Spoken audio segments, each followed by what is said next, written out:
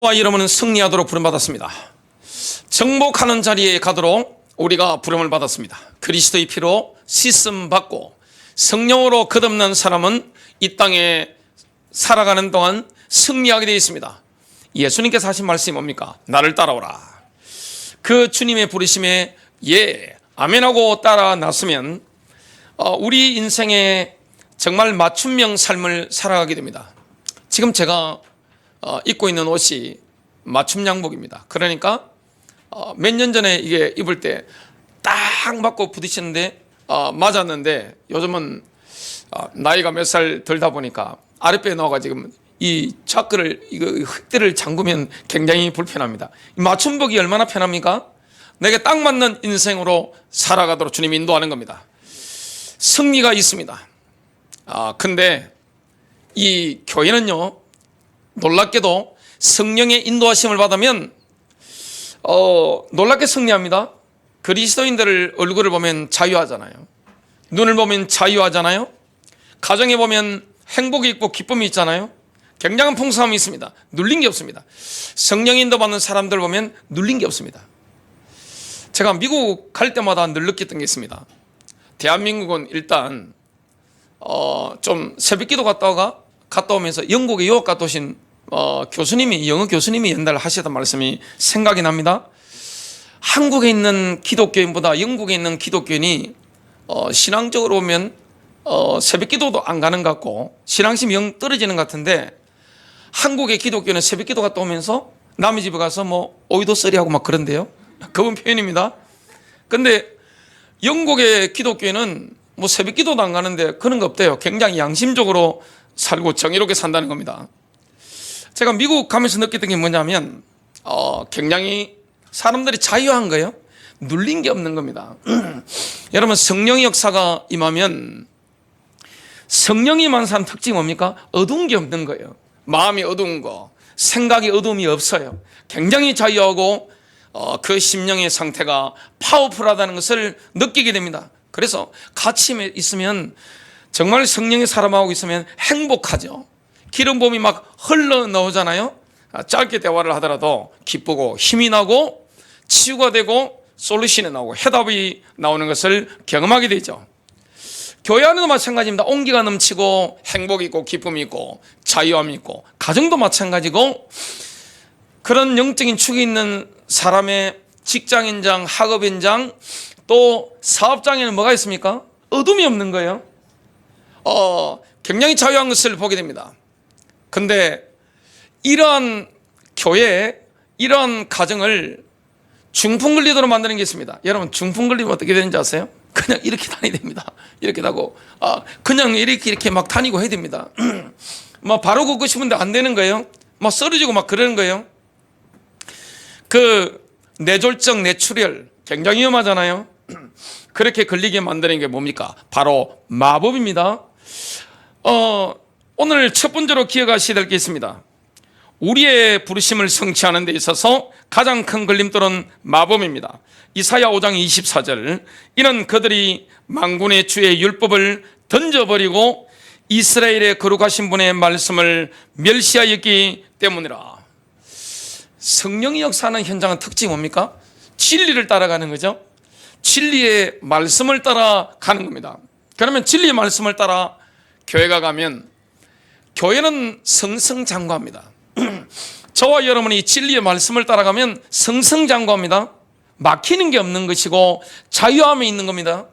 근데 이 진리의 말씀을 벗어나서 왜곡된 길을 걸어가면 어떻게 됩니까? 중풍 환자들처럼 그렇게 되는 겁니다. 바람 맞으면 어떻게 됩니까? 팍 쓰러지죠. 교회가 팍 쓰러집니다. 개인이 팍 쓰러집니다. 가정이 쓰러지는 거예요. 사업장이 쓰러지는 겁니다. 이게 얼마나 중요한 겁니까?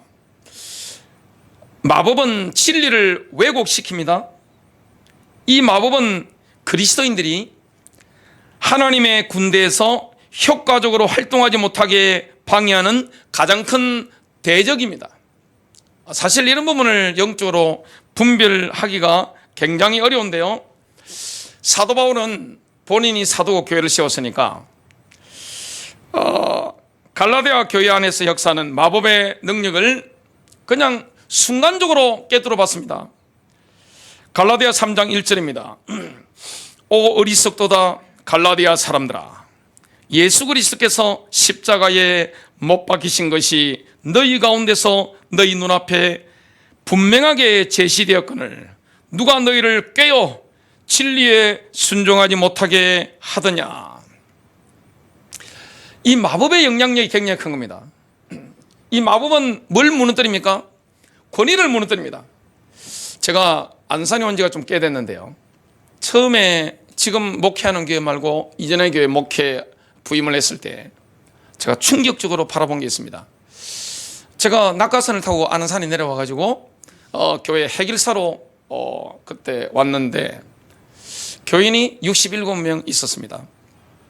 근데 마치 두들기 맞은 분들처럼 굉장히 힘들어 보였습니다. 굉장히 힘들어 보이는 거예요.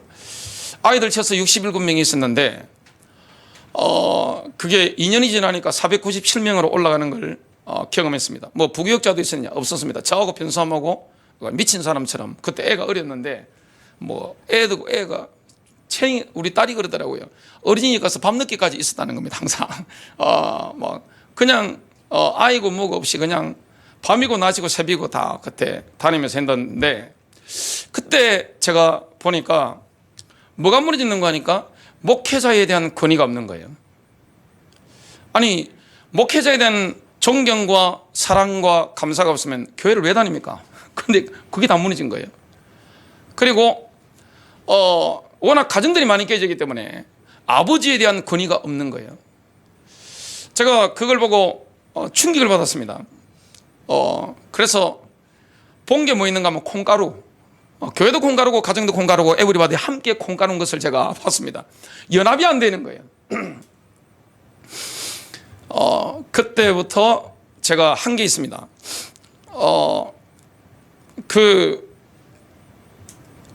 옛날에 계셨던 그런, 뭐 다들 교회를 다니셨으니까 목회자와 감정이 상하거나 책을 진 분들, 특히 교회 장로라든지 이런 분들은 제가 권면을 했습니다. 옛날에 섬겼던 목사님 아버님 어머님 장례식이고 그러면 제가 같이 갔습니다. 같이 가서 저도 부조도 내고 제가 관계를 푸시라 그랬습니다. 관계가 굉장히 안 좋은 거예요. 그래서 그런 게 저주라고 제가 봤기 때문에 제가 그렇게 풀어드리는 게 인간적으로 보면 저한테 뭐 크게 좋을 게 있겠습니까? 근데 저는 영적으로 본 거예요. 권위에 대한 이런 것들이 저주가 풀리지 않으면 교회가 안 된다고 저는 답을 내린 겁니다.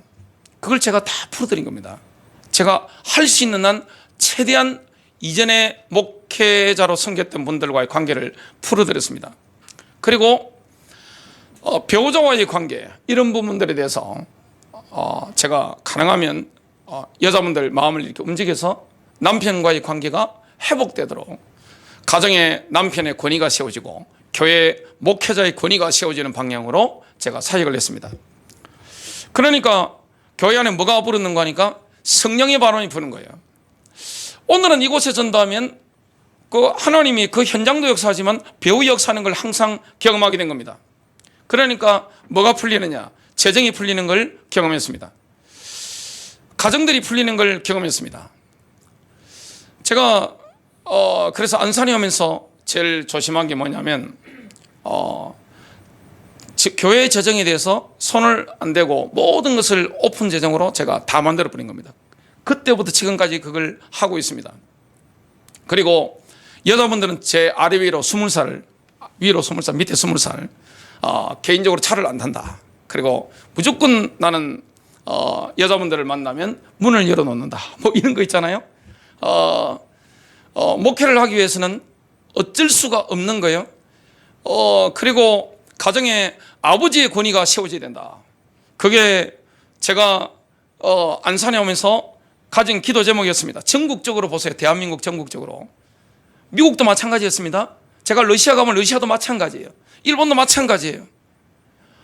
하나님이 주신 이런 세우신 권위들, 이런 것들을 다 무너뜨려 버리니까 본인들이 왜 힘든지 모르는 거예요. 교회가 왜 안 되는지 모르는 거예요. 예배당 가면 행복해야 되잖아요. 웃으면서 행복하고. 오늘 어떤 어린이는 오면서 목사님 안녕하세요 하는데 얼마나 기쁜 거예요. 그게 정상이잖아요. 그것도 남자 어린이였는데 그게 정상이잖아요. 근데 교회 안에 교인들이 두들겨 맞은 사람처럼 눌려있고 힘이 없고 하면 어디서 힘을 얻고 가정을 살리고 사업장에 직장 가서 복음 전도를 할 수 있겠냔 말이죠. 그걸 제가 해결하기 위해서 몸부림을 친 겁니다. 그래서 가정들이 회복되고 교회가 회복되어지는 것을 그때 제가 2년 동안 경험을 했던 게 지금 생각이 나네요. 성령은 지금도 능력입니다. 교회 안에 임한 성령, 그리스도인들 안에 임하신 성령님은 어떤 분입니까? 예수 그리스도를 죽은 자 가운데 살리신 그 능력입니다. 여러분, 하나님의 영은요, 저와 여러분 한 사람을 통해서도 역사할 수 있는 거예요. 하나님의 영은 정말 엄청나게 강력하게 역사할 수 있는 겁니다. 근데 문제는 뭡니까? 우리가 뭐 하는 거죠? 그 성령 역사를 제한시키는 겁니다. 성령 역사를 우리가 뭐 하는 겁니까? 자꾸 스톱시키는 것을 보게 됩니다. 그걸 보고 뭐라 하느냐? 마법이라고 합니다. 마귀의 종들이 쓰는 테크닉, 마귀의 종들이 쓰는 그 기술이라고 할 수가 있는 거죠. 그걸 막아내야 되는 겁니다. 제가 목회하면서 선한목자교회 목회할 때 다른 것은 용납을 해도 마법을 쓰는 사람에 대해서는 용납이 없습니다. 지금도 마찬가지예요. 가정에서도 마찬가지입니다.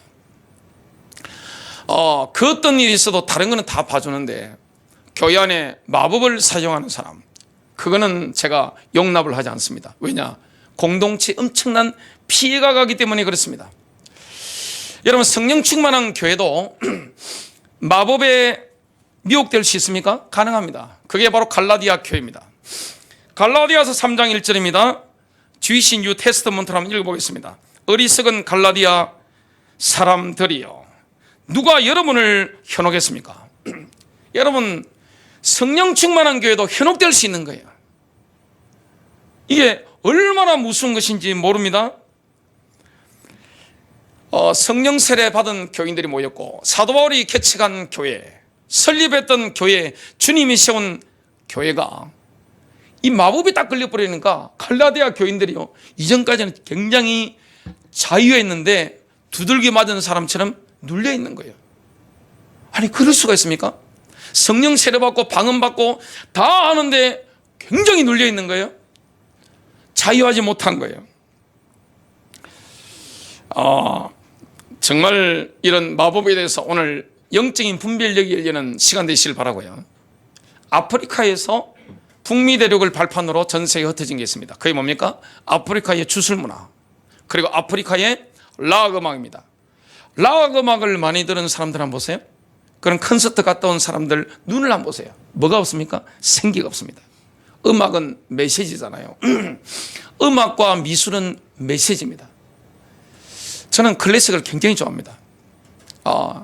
그 이전에는 뭐 어디 유명한 데 이런 데 가서 폼 내고 이렇게 돈 많이 내고 듣고 그런 적들도 굉장히 많죠.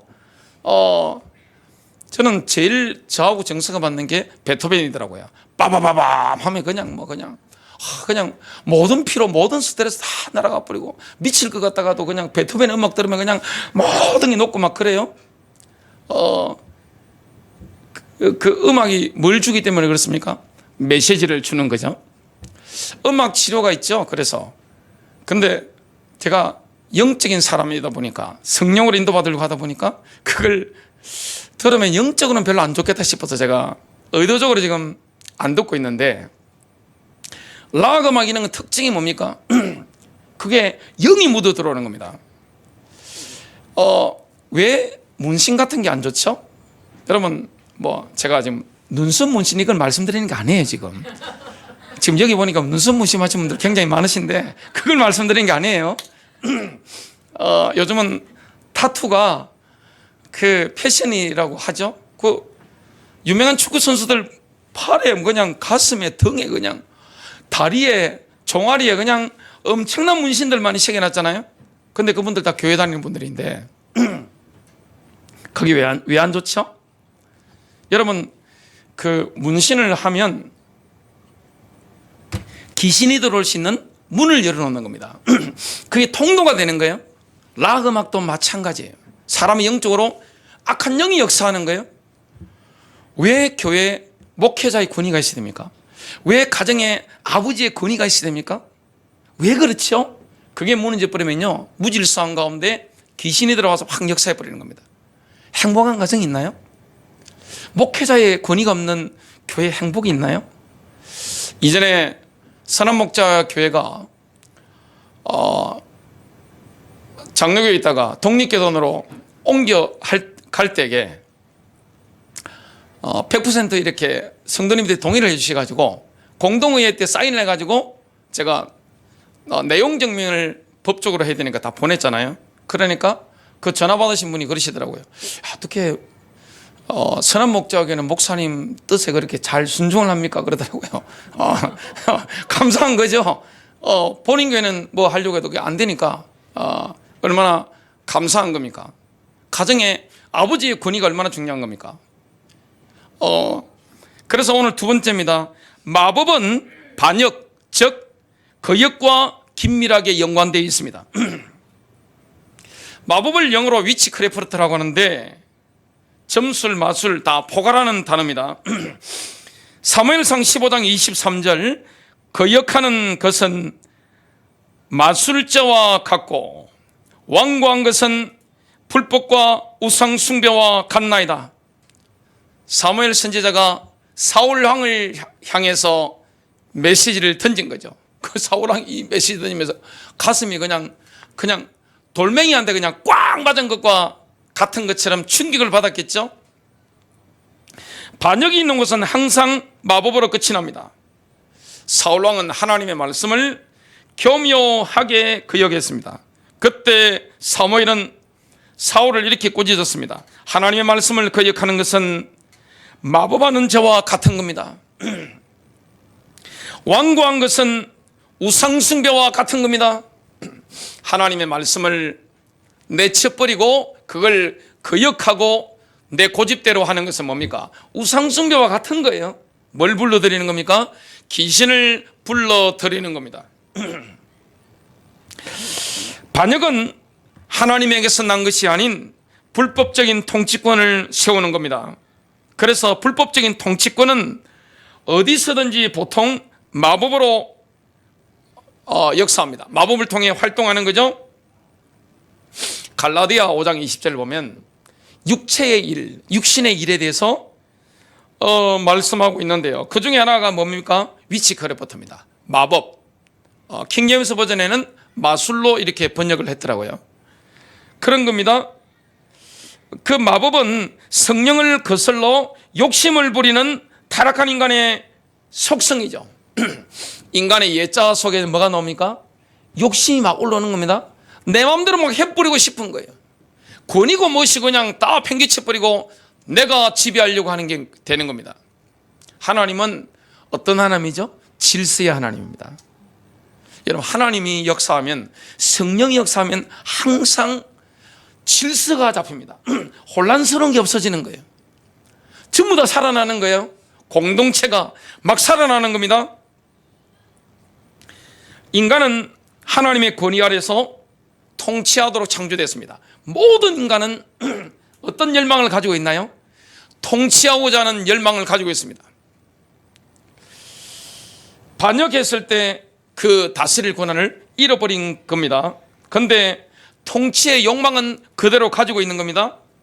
그래서 타락한 인간은 다스리기 위해서 불법적인 능력을 사용하는 경향을 갖게 됩니다. 따라서 사람들을 조종해서 내가 원하는 것을 하도록 하려는 욕망을 가진 사람들은 결국 마법의 영적 세력에 노출되는 겁니다. 귀신을 불러들이는 게 되는 거예요. 여러분, 귀신이 역사하면 행복하지 않아요. 공동체가 행복하지 않는 거예요. 굉장히 피곤해지는 거예요. 교회 안에 성령이 활발하게 역사해야 됩니다. 가정에 성령이 역사해야 되는 거예요. 여러분, 사업장에, 직장에 성령의 바람이 불이 되는데 그걸 차단시키고 귀신을 불러들이는 그게 뭡니까? 바로 위치크래프트입니다. 마법, 마술. 이런 거죠. 그때 사람들은 악한 영의 통제를 받게 되는 겁니다. 그렇게 하는 건요, 그 사람 성질이 그래서 그런 게 아니에요. 그 사람 성격 기질이 문제가 아니에요. 결국 갈라디아 교회는 하나님의 목적을 좌절시키는 악한 영들이 역사하고 있었습니다. 악한 영이 역사하고 있는 거예요. 어떻게 바울이 세운 갈라디아 교회가 성령 충만한 교회, 성령 세례받은 사람들이 모여있는 은사가 넘치는 그런 교회, 진리를 추구하는 그런 교회가 그 마법의 영향력에 노출될 수 있습니까? 이거 딱 감염돼 버리면요, 교회가 승리할 수가 없는 거예요. 그냥 팍 꺾여버리는 겁니다. 참 어마어마한 거죠. 다른 사람들을 통제하고 지배하고, 그거 안 되면 조작하죠. 그거 안 되면 뭐합니까? 위협하잖아요. 이런 곳에는 반드시 사단의 역사입니다. 파시즘이 얼마나 위험합니까? 히틀러가 있죠. 전체주의 국가. 언론에서 주로 많이 이렇게 하죠. 독재자들이 보통 이렇게 합니다. 일상생활에서 마법을 쉽게 목격할 수 있습니다. 지금 사례를 한번 들어보겠습니다. 남편과 아내가 있는데 하나님께서 남편을 권위자로 세웠겠죠. 이게 높고 낮은 문제가 아닙니다. 성경은 그 가정의 심장을 누구로 보죠? 여자입니다. 그래서 여자는 물질을 쥐고 있어야 됩니다. 시어머니와 이 여자분들이, 아내가 물질을 쥐고 있는 것은 굉장히 좋은 거예요. 그래서 공평하게 이렇게 필요한데 배분되는 거 굉장히 합리적이고 영적이고 좋은 겁니다. 가정의 심장은 여자입니다. 근데 권위자로 주신 게 누굽니까? 바로 아버지입니다.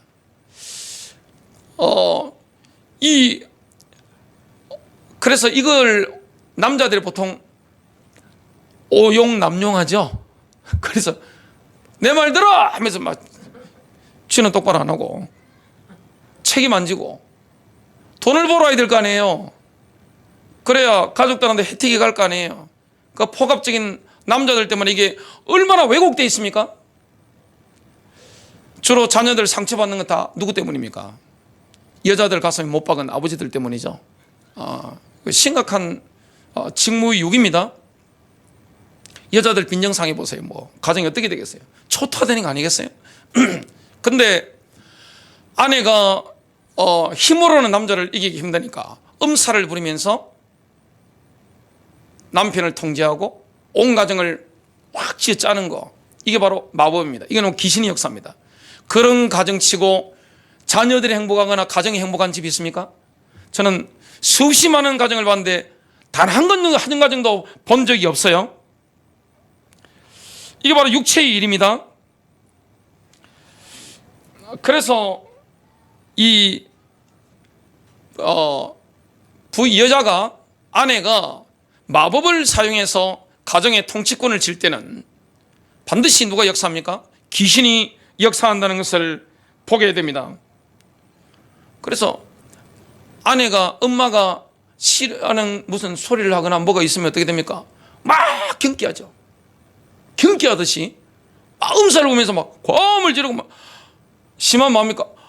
편두통하죠. 머리야 하면, 그러면 남편은 어떻게 합니까? 아파 죽겠다는데 그냥 이렇게 다니죠. 조심해 하면서 자녀들이고 남편이고 막 이렇게 하는 거죠. 그게 귀신 소굴입니다. 그는 그 여자분이 기질이 그런 게 아니에요. 누구를 불러들이는 겁니까? 귀신을 불러들이는 겁니다. 대부분 이런 조작하는 것은 뭡니까? 무의식적입니다. 굉장히 악한 거죠. 부모와 자녀를 보면 하나님께서는 자녀들을 부모의 권위 아래 두셨습니다. 부모님과 자녀는 신분이 달라요. 그래서 청소년 자녀까지, 자녀들은 뭐 해야 됩니까? 부모의 말씀 무조건 순종해야 됩니다. 예수 믿지 마라 그거 말고 그건 들으면 안 됩니다. 예수 믿지 말라 그거 말고 그 외에는 뭐합니까? 청소년까지는 미성년이기 때문에 뭐 해야 되는 거죠? 부모의 권위에 순종해야 되는 겁니다. 청소년들은 호르몬이 불균형하잖아요. 그냥 막 갑자기 업됐다가 막 제일 무서운 게 중인데 갑자기 다운됐다가 막 그러죠. 그리고 아직까지 전두엽이 발달 안 했기 때문에 종합적이고 미래적인 것을 볼 수 있는 그런 안목이 없어요. 누가 그 안목이 있습니까? 부모죠. 선생님이죠. 교회 영적인 리더들이죠. 거기에 자녀들은 뭐 해야 됩니까? 순종하도록 가르쳐야 되는 겁니다. 그래서 이 가정에 부모의 권위가 안 무너졌다, 그 자녀가 잘 될 수가 없죠. 참 안타까운 거죠. 자녀들이 그 가정에 통치권을 장악하면 어떻게 됩니까? 그 가정은 마귀의 소굴이 되는 겁니다.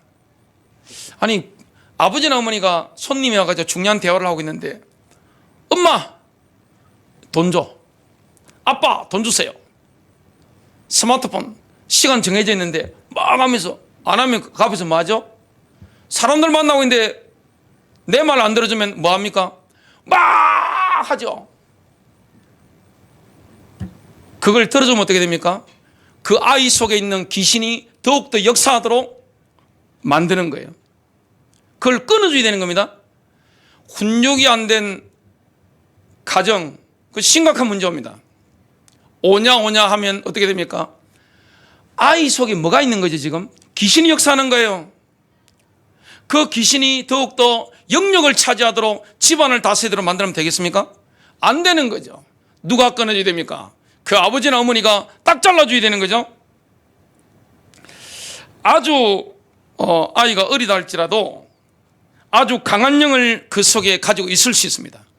그 가정 공동체를 어떻게 만들겠습니까? 피폐하게 만드는 거예요.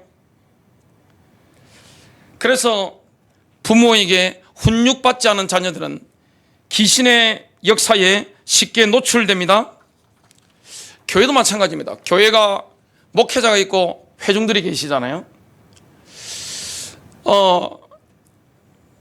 담임 목사가 무조건 본인 마음대로 하는 거, 그거 잘못된 거죠. 저 굉장히 많이 들었습니다. 우리 교회 떠나면 당신 망합니다, 저주받습니다. 아니, 직접 들었다니까요. 그리고 성도님들 오셔가지고 어떤 목사님이 그 말씀을 하시는 걸 직접 했다는 걸 저한테 많이들 말씀하셨습니다. 그게 마법이죠. 그것도 그 귀신의 역사입니다. 아니, 왜 교회를 떠난다고 해서 망합니까? 저는 선한목자교회 떠나시는 분들도 계셨잖아요. 제가 뭐 했습니까? 항상 그분들에 대해서 좋은 말만 하시라 그랬죠. 기억이 나실 겁니다. 그리고 서로 그리스도 안에 있는 형제자매니까 욕하지 맙시다, 뒷말하지 맙시다, 깔끔하게 이렇게 하고 축복해 드렸죠. 근데 떠나면 저주받는다고 이야기하잖아요. 그게 마법입니다. 그건 주의 음성이 아니에요. 그거 바로 귀신의 역사입니다. 그리고 제가 미국 갔는데요, 깜짝 놀랐습니다. 나는 미국에서는 목회는 진짜 주님이 직접 나타나가 말씀하시지 않으면 나는 안 간다, 진짜 결심했습니다. 차를 타고 이렇게, 저는 그때 사역자로 갔기 때문에 운전석 대각선 자리에 앉아있죠. 폼 잡고 이렇게 앉아있고 하는데, 운전해서 가시는 남자 성도님 뭐라 하시느냐, 목사님, 우리 교회 담임 목사님은 개털입니다. 개털이에요, 개털. 돈 많은 장로님이 실체고요, 우리 목사님은 개털입니다. 제가 좀 이따 그 담임 목사님 만났는데 개털로 이렇게 개털 목사님을 보이더라고요. 그 장로님이래 보니까 폼 딱 잡고 이렇게, 은행에 부동산에 돈이 많겠죠. 그게 무슨 교회입니까? 권위가 없는 그런 공동체는 어떻게 됩니까? 권위가 무너져 버리면요, 아무것도 안 되는 거예요. 하나님은 우리를 승리하도록 이끌어 가시는데 공동체 안에서 행복하도록 기쁘도록 성령 역사하도록 만들어가는 겁니다. 자유하죠. 굉장히 자유하죠. 그래서 공동체 안에 중요한 자리에 있는 사람일수록 뭡니까? 섬길 줄 알잖아요. 지금 하면 섬길 줄 알잖아요. 예수를 잘 믿고 성숙되고 성화가 돼가니까 참 좋은 게 있습니다. 그게 뭐냐면 집에서 제가 더 대접받는 거예요. 대접받으려고 하는 게 아닙니다, 지금. 저하고 제 아내하고는 옛날에 갈등이 많았습니다. 저는 완전 가부장으로 완전히 체화된 사람. 아내는 제가 집에 가보니까 장모님이 완전히 여왕으로 해가지고 모든 권력을 쥐고 있는, 그리고 여자들만 참모 역할을 하는, 장인어른하고 뭐 처남은 그게 큰 권세가 없는 이런 집인 거예요. 갈등하는 데 보니까 우리 아버지하고 장모님하고 부딪히는 것과 그렇습니다. 완전 저는 가부장적인 사람이고 아내는 완전히 여초 집안에서 인데, 어찌나 힘들든지. 제가 몇 년 살다 보니까 TV를 보게 되는데 뭘 보게 되느냐, 산에서 혼자 사는 남자들 있죠. 진짜 내가 어떻게 하면 돈을 마련할까 이 생각을 했습니다. 지금은 다 해결됐으니까 지금 부끄러운 얘기를 하는 겁니다. 참 힘들겠네, 나 나중에 개털되겠네 이 생각을 했습니다. 근데 그런 육체 일들을 저도 제 아내도 이게 넘어서니까 어떻게 되느냐, 서로 섬기게 되잖아요. 그리고 교회 안에서 제가 빛날 수 있도록 항상 제 아내가 저를 자리를 만들어주고 높여주죠. 제가 높임 받으려고 하는 게 아닙니다, 지금. 그리고 집에서도 자녀들 앞에서도 항상 제 아내가 이렇게 저를 높여주는 겁니다. 그러니까 교회든 가정이든 뭐가 잡히느냐, 질서가 잡히는 거예요. 솔직히 그 이전에는요, 집에 가면 이게 참 굉장히 냉기가 흐릅니다. 쇼윈도 부부도 아니고 이게 목사는 이혼 못 하잖아요. 이혼 못 합니다. 요즘은 이혼하는 집이 있습니다만은 그래가지고 교회 못 합니다. 얼마나 대한민국이 유교적이고 보수적인 사회인데 못 하잖아요. 굉장히 어려웠는데 이걸 다 넘어선 거예요. 신앙의 힘입니다. 여러분, 예수를 믿으면 어떻게 됩니까? 나를 부인하게 되는 겁니다. 내 안에서 오는 육체 일을 부인하게 되는 거예요. 내가 행복한 거예요. 공동체가 행복한 거예요. 가족 가운데, 교회 가운데 뭐합니까? 하나님의 나라를 경험하게 되는 거예요. 자유함이 있게 되는 거예요. 성령님이 역사하는 걸 경험하게 되는 겁니다. 얼마나 이 복음이 인간을 아름답게 만들고 얼마나 우리를 행복하게 만들고 공동체를 힘있게 만드는 겁니까? 세 번째입니다. 마법은 하나님과의 관계를 파탄낼 목적으로 우리를 유혹하는데 사단의 종을 통해 교회를 내부적으로 파괴시킵니다. 교회가 무너지는 것은 외부의 사탄의 공격이 아닙니다. 내부에 사탄이 심어놓은 사탄의 종들이 있습니다. 주로 누구를 공격합니까? 교회 안에서는 목회자를 공격합니다. 가정에서는 어떻습니까? 가정에 아버지 어머니의 권위를 무너뜨려 버리는 겁니다. 이게 권위가 무너져 버리면 아무것도 안 되는 거예요. 그래서 공동체의 파탄은 어디서 납니까? 외부 공격이 아니에요. 뭐합니까? 내부에 있는 사탄의 종입니다. 성경에 나타난 최초의 진짜 공격적인 마법사는 바로 발람 선지자였습니다. 발람은 점쟁이이자 예언자였고 동시에 주술사였습니다. 아주 특이한 경력을 가지고 있죠. 이력을 가지고 있습니다. 이 발람 선지자는 모압 왕 발락에게 고용됐습니다. 그래서 모압은 이스라엘의 원수였는데 이스라엘이 출애굽하는 그 시즌에 그 이스라엘의 기세를 감당을 못하겠으니까 모압 왕 이 발락이 뭐 하는 겁니까? 발람 선지자를 고용해 가지고 이스라엘을 저주해라, 이렇게 임무를 준 겁니다. 그 대신 명예와 돈을 주겠다, 엄청난 재물을 주겠다, 이렇게 한 겁니다. 이 발람은 거짓 선지자이기 때문에 돈에 눈이 뒤집어졌죠. 발람에게 뭐랍니까? 민수기 22장 6절, 그대가 축복하는 자는 복을 받고 그대가 저주하는 자는 저주를 받는 줄을 내가 아노라. 그래, 저주해라. 그러면 자리 주고 돈 줄게, 이렇게 한 겁니다. 또 다른 사단이 심어놓은 역사적으로 이스라엘의 그 여종이 있습니다. 누굽니까? 바로 이세벨입니다. 이세벨은 페니키아 그 제국의 시돈의 왕의 딸이죠. 들어올 때 뭘 가지고 들어옵니까? 시돈의 신 바알을 이렇게 가지고 들어옵니다. 그래서 북이스라엘의 영적인 흐름을 싹 바꾸는 거죠. 한 명의 영향력이 엄청난 겁니다. 여자 한 명 들어왔는데 이스라엘의 그 영적인 흐름을 야훼 신앙에서 바알 신앙으로 싹 뒤집어 버렸습니다. 그것도 단기간에. 이세벨은 남편인 아방을 초청해서 북이스라엘을 통치했습니다. 본인이 남편 권위를 뺏어가지고 뭐 하는 겁니까? 통치를 해 나가는 겁니다. 아합이 좀 잘 나가니까 주변에 포도밭이 있는데 그걸 좀 별궁으로 만들고 싶은 거예요. 럭셔리하게. 근데 이 나봇이란 포도밭의 주인이 안 되겠는 거예요. 왜냐하면 하나님의 율법에 그 땅을 파는 게 위법인 거예요. 막대한 돈을 받을 수 있지만 그게 위법인 거예요. 그래서 왕이시 안 됩니다 하니까 아합도 율법을 하니까 막 가슴을 쥐어짜고 막 힘들고 막 병이 나서 있는데 이세벨이 찾아와서 왕이시여 뭐 때문에 힘드십니까? 말씀해 보세요. 이러이러합니다 하니까 이세벨이 씩 웃는 겁니다. 그 별거 아닌 거예요. 아합보다 이세벨이 훨씬 센 여자입니다. 그래서 뭐라 합니까? 아합 보고 반지 좀 달라고 한 겁니다. 이 반지는 뭐죠? 인감도장입니다. 이 사인에 요즘으로 치면 이걸 빼서 이세벨이 주니까 이세벨이 뭐합니까? 그 정인들을 세워서 하나님을 모욕했다고 해라 하면서 그리고 나봇을 돌로 쳐 죽이라 하면서 그 나봇이 있는 그 지역의 장로들에게 그 도장으로 찍어가지고 이세벨이 장로들에게 편지를 보낸 겁니다. 그러니까 진짜 죽여버린 거예요. 이세벨은 보통 여자가 아닙니다.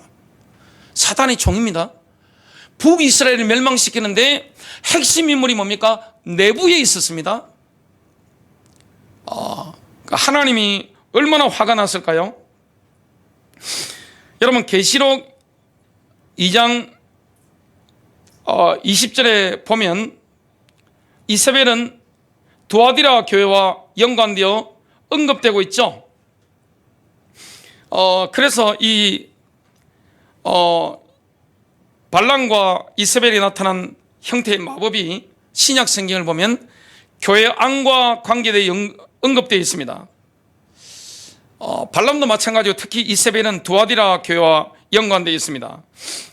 계시록 2장 20절 그러나 내게 두어 가지 책망할 것이 있나니 이는 내가 자칭 여선지자 이세벨이라는 여자를 용납함으로 그녀가 내 종들을 가르치고 유혹하여 음행하게 하고 우상들에게 바친 제물을 먹게 하기 때문이다.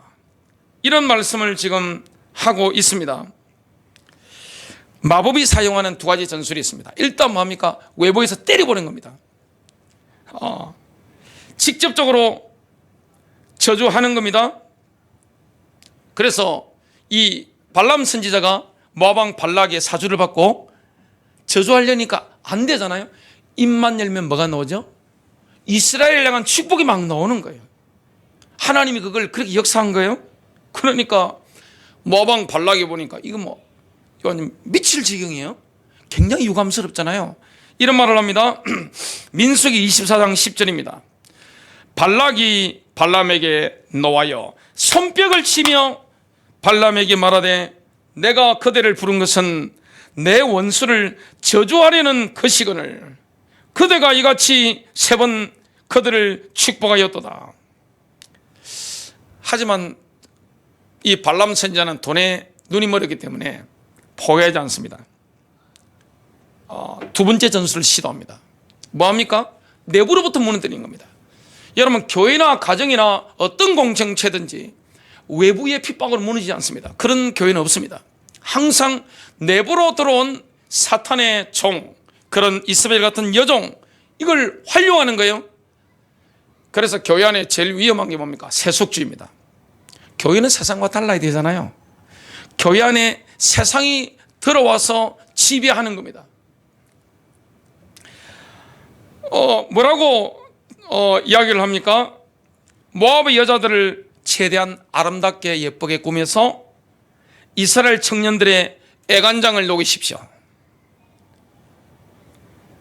이스라엘 청년들이 모압 여인과 사랑에 빠지거든 그 순간 그 여인들이 우리는 떠나겠습니다 이렇게 말하도록 시키십시오. 이스라엘 청년들이 함께 있어달라고 애원하거든 이렇게 말하도록 하십시오. 우리의 풍습에 따라 우리의 신을 경배해야만 허락할 수 있습니다. 이건 누가 쓰는 방법입니까? 창녀들이 쓰는 방법입니다. 창녀들이 몸을 쉽게 허락하지 않잖아요. 이거 완전히 이 방법을 지금 강력하게 제시를 한 거죠. 결과는 어떻습니까? 발락이 원하는 대로 된 겁니다. 이런 일이 일어났죠. 청년들뿐만 아니라 몇몇 유력 인사들도 함께 타락의 길로 걸어갔습니다. 그러니까 누가 열받은 거죠? 하나님이 열받으신 겁니다. 이스라엘 공동체에 저주가 임하게 된 거죠. 그 저주는 발람에게서 온 게 아닙니다. 하나님께로부터 오게 된 겁니다. 마법은요, 우리를 직접적으로 패퇴시킬 수 없다면 뭘 합니까? 우리를 유혹해서 하나님의 저주를 불러들일 그 무엇을 행하도록 만드는 겁니다. 결론 맺습니다. 영적인 속임수를 조심해야 됩니다. 우리가 영적으로 속임 수가 있어요. 굉장히 위험한데 이걸 바라보는 분별할 수 있는 통찰력이 사도 바울처럼 있어야 됩니다. 예수님께서 이렇게 말씀했습니다. 요한복음 14장 30절 이제부터는 내가 너희와 많이 말하지 아니하리니 이는 이 세상의 통치자가 오기 때문이라. 이 세상의 통치자 누구죠? 마귀죠. 그는 내 안에서 아무것도 취하지 못하느니라. 마귀는 예수님 안에서 아무것도 취할 수가 없는 겁니다. 결코 예수님 이길 수가 없는 겁니다. 교회가 그래야 되고 우리가 그래야 됩니다. 가정이 그래야 됩니다. 마귀가 우리 안에서 취할 수 있는 거. 그래서 저와 여러분이 마법의 종이 안 되면 되는 거예요. 그러면 승리하게 되는 겁니다. 저와 여러분 개인이 승리하게 되는 겁니다. 교회가 끊임없이 뻗어나가게 되는 겁니다. 다른 건 몰라도요, 교회 안에 이런 것은 굉장히 위험한 거예요.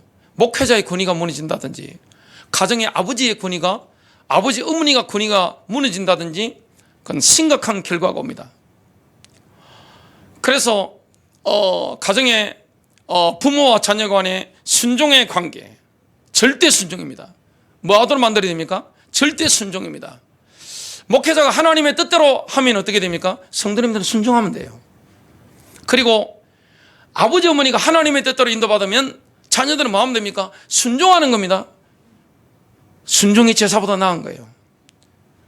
근데 사울왕은 어떻습니까? 제사를 지내려고 하고 하나님의 말씀을 전면적으로 거부해버린 거죠.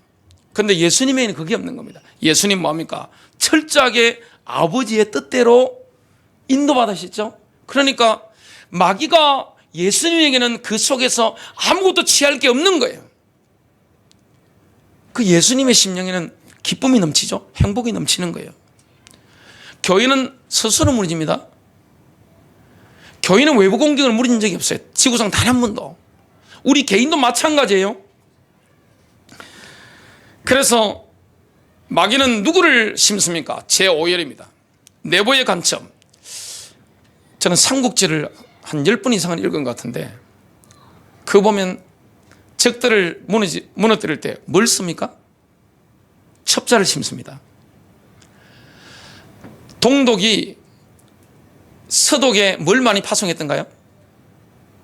총리 옆에, 서독 총리 옆에 쪼르륵 다 누구였습니까? 동독에서 심어놓은 간첩이었습니다. 그 내부 간첩을 통해서 뭐합니까? 파탄내는 거죠. 마귀가 쓰는 방법이 바로 그겁니다. 오늘 영적인 분별력이 있어야 됩니다. 그래서 이게 마법이다 싶으면 어떻게 됩니까? 잘라내야 되는 겁니다. 그리고 육체의 일들을 뭐 해야 됩니까? 거절해야 되는 겁니다. 여러분 승리하시기를 주님의 이름으로 축복합니다.